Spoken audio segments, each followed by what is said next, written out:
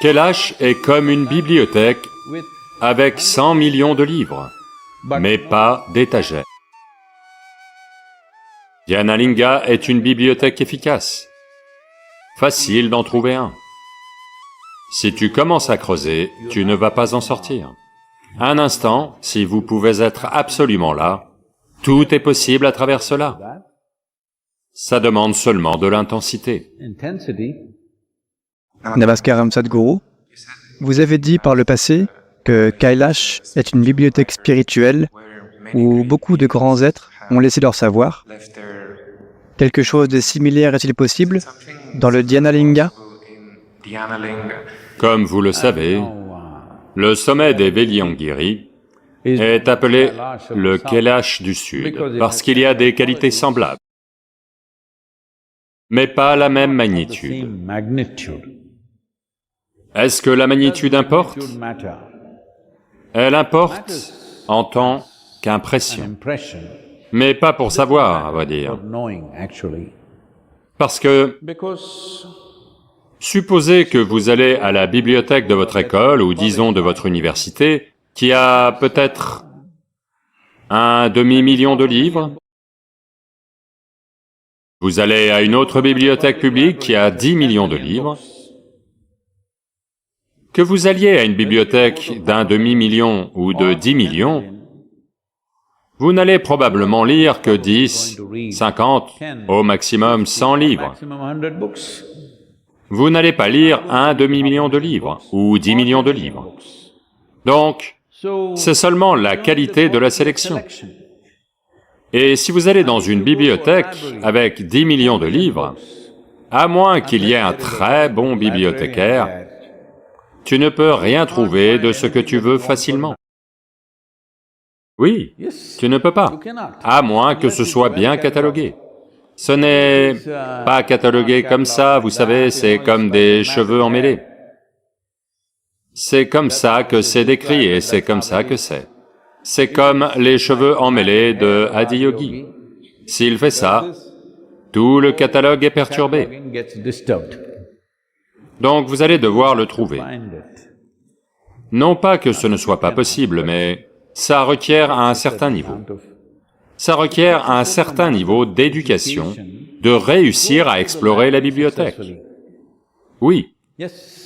Autrement, tu vas fixer tous les livres. Il y a toutes sortes de choses qui ne sont pas pertinentes pour toi. Donc, en ce sens, Dhyanalinga est une bibliothèque efficace. On n'a pas autant de livres qu'eux, mais on a ce qui est nécessaire, facile à trouver, parce que c'est mieux organisé, catalogué. C'est juste que tu dois passer assez de temps pour voir. Quand je dis « pour voir », ce que je veux dire c'est en premier voir, ensuite comprendre ce qu'est l'alphabet, puis le mot, puis la phrase, puis essayer de comprendre ce que ça dit. C'est la nature de l'apprentissage, de toute chose qui doit être lue. Donc d'abord, tu dois être capable de voir. Ensuite, tu dois être capable d'identifier l'alphabet, le mot, la phrase, et ainsi de suite. Est-ce que ça prend du temps? Du temps, mais pas nécessairement énormément de temps. Ça requiert juste de l'intensité. Un instant, si vous pouvez être absolument là, pas préoccupé par le collage que vous avez construit et qui vous êtes et ce que vous êtes, et votre sécurité, votre bien-être et bêtises. Si vous pouvez juste écarter votre instinct de conservation, l'instinct de conservation, vous pouvez juste le déposer. C'est pour ça que, quand vous entrez dans le Dhyanalinga, il y a un yogi au sol, pour indiquer que c'est là que vous devez vous laisser tomber avant d'entrer. Vous devez laisser votre corps, votre mental, vos idées, vos opinions, vos absurdités, tout, juste là, et y aller. Simplement s'asseoir. Où est-ce écrit? Ce n'est écrit nulle part. Mais tout est possible à travers cela. En termes de volume, de magnitude,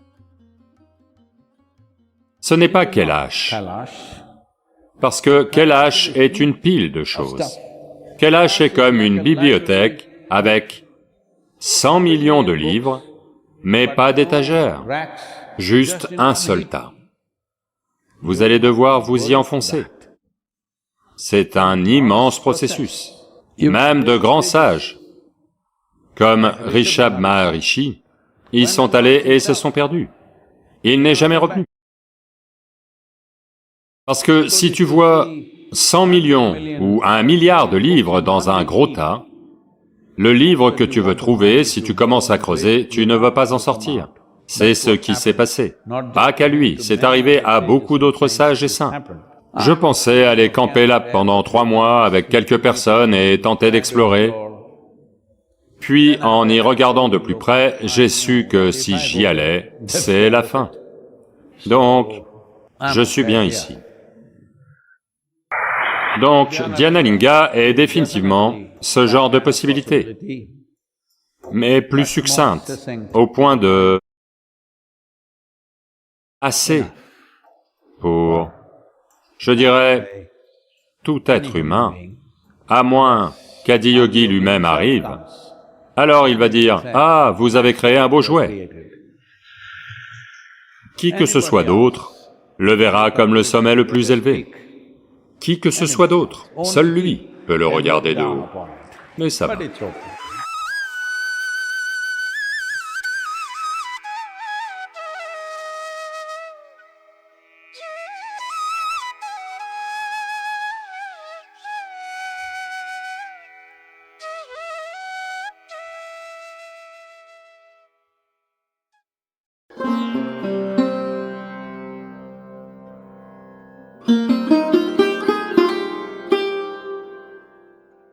Il y a des preuves médicales et scientifiques aujourd'hui que si vous êtes dans un état agréable pendant 24 heures, sans un instant d'anxiété, d'irritation, d'agitation, si vous êtes juste extatique pendant 24 heures, votre intellect, l'acuité de votre intellect peut augmenter jusqu'à 100%.